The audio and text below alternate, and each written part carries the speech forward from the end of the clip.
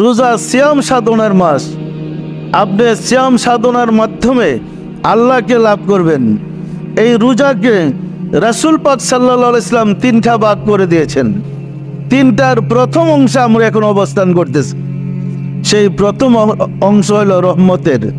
প্রথম 10 দিন রহমতের।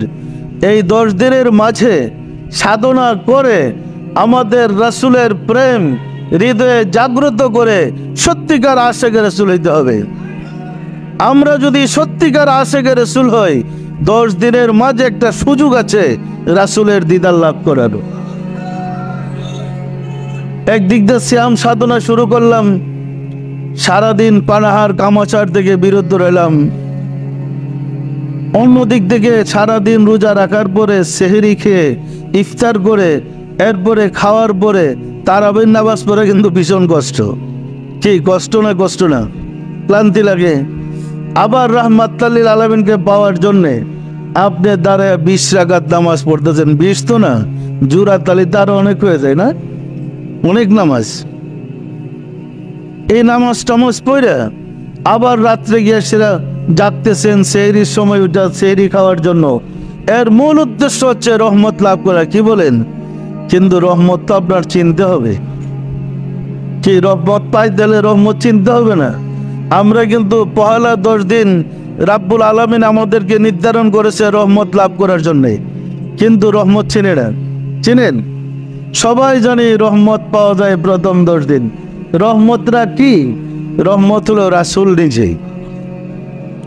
আমরা যদি রাসূলকে পাই, দেখেন এই রহমতকে পাওয়ার জন্য নামাজ বলেন, রোজা বলেন, সব ইবাদতে রাসূলের প্রতি দুরূদ ও সালাম সংযোগ করে দেওয়া হয়েছে।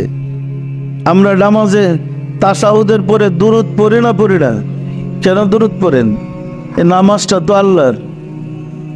সেজদা তো করলেন আল্লাহকে, সেজদা কাকে করেন?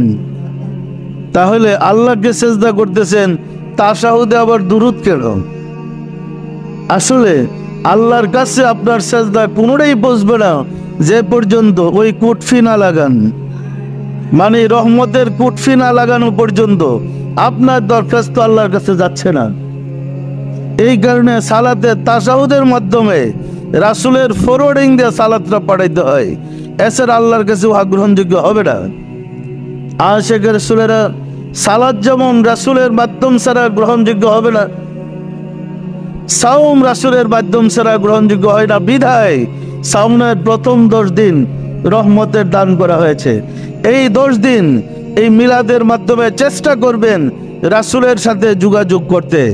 সম্ভব না? পারবেন না?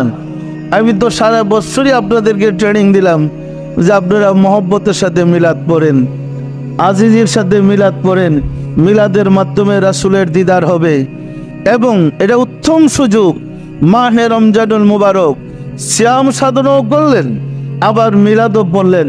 রাসূলের সাথে যোগাযোগ করেন, রাসূলের মাধ্যমে, রাসূলের রেফারেন্সে আপনার মিলাদ, আপনার দুরুদ, আপনার রোজা, আপনার নামাজ আল্লাহর কাছে গিয়া গ্রহণযোগ্যতা লাভ করবে।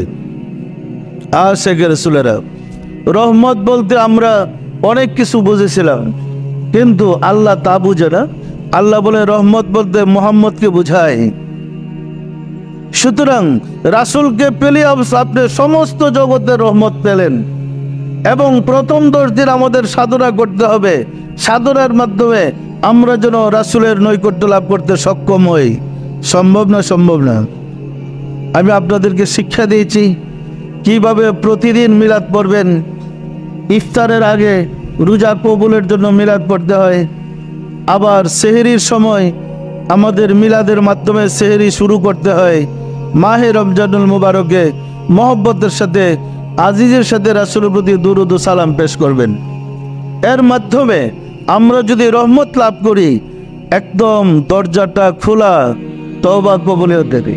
মাঝের 10 দিন মাগফিরাত, আউয়ালুহা রাহমাতান আওসাতুহা মাগফিরাতুন। রাসূলকে যখন কাছে পাইলেন, আপনার জন্য ক্ষমার দরজাটা একদম খুলে গেল। কি? রাসূল আপনার সামনে আসলে, রাসূলের সাথে আপনার সাথে সম্পর্ক হলে আপনাকে ঠেকায় রাখবে কে বলেন তো? ক্ষমা পাবেন না পাবেন না, যিনি সাফায়াতকারী তিনি তো আছেন। শেষের 10 দিন আখিরু ইতকুম মিনান নার, পরিত্রাণের শুভ সংবাদ। আশিকে রাসূলেরা মনে রাখতে হবে, সিয়াম সাধনার মাস, আল্লাহর সাথে যোগাযোগের মাস। সমস্ত নবী রাসূলগণ এই সিয়াম সাধনার মাধ্যমে মাহে রমজানুল মুবারকে আল্লাহর সাথে যোগাযোগ করেছেন, আল্লাহর কাছ থেকে ওহী পেয়েছেন। আমরা না হয় ওহী না পাইলাম, এলহাম তো পাওয়ার কথা। কি এলহামের দরজা তো বন্ধ হয় নাই? কি হয়েছে? এলহামের দরজা তো বন্ধ হয় নাই।